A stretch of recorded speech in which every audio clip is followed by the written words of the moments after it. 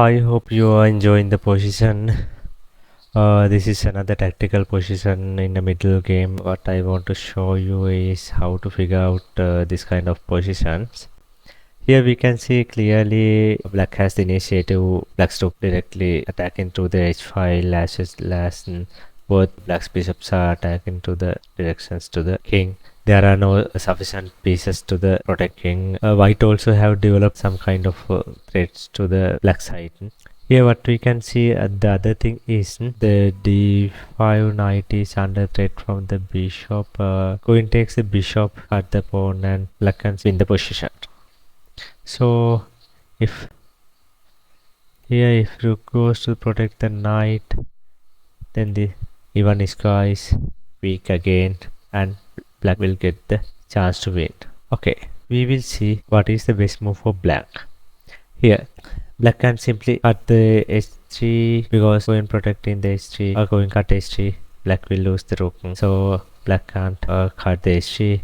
And the other move is here simply direct attack is to the d5 knight. If black takes the d5 knight, what will you do white? White can't move the queen because he have to protect the h3 pawn, and d1 rook also have to protect the e1 iskra. It's a vulnerable iskra, so that d1 rook also cannot take the d5 bishop. So, and also the main thing is white can't let to stay bishop d5 because it is there is a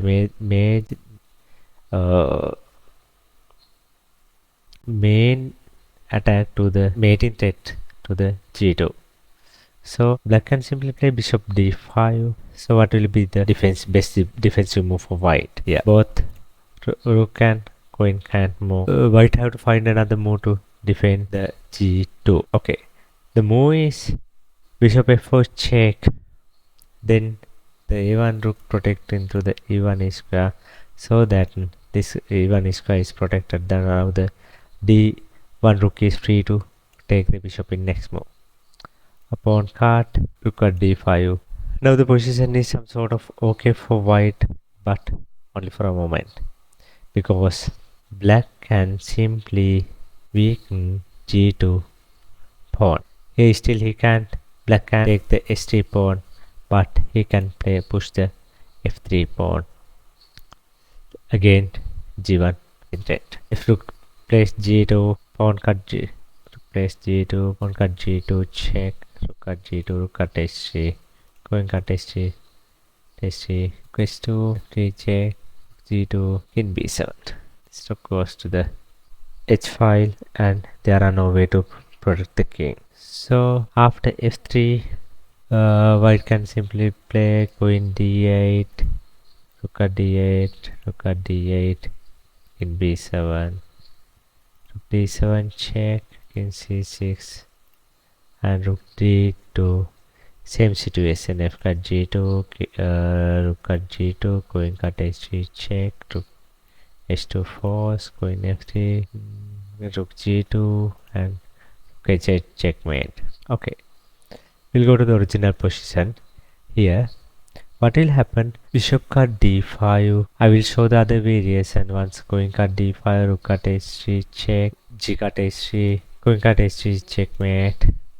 So queen can take, as well as here after the bishop f4 check, without playing bishop f4, rook at d5, queen e1 check, king h2, bishop g1 check, king h1, bishop f2, and king h1, queen g1 checkmate, or bishop g3 checkmate.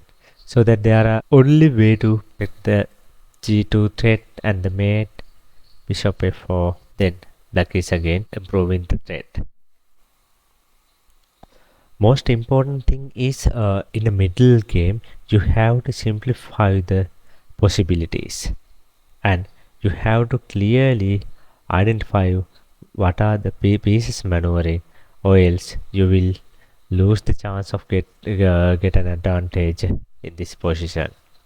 Here also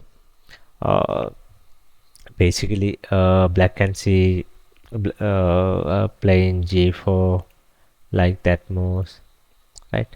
But there's a bishop f4 queen will be down. The other thing is that can't get any tempo by like how to protect this square as well as, because there is another check will be developed, so that black also have to play with very carefully, otherwise white can get the chance to win the game. I hope you have enjoyed the explanation. We will meet up with the next position. You may subscribe our channel that you can get the notifications for our next videos. Have a good day. Thank you.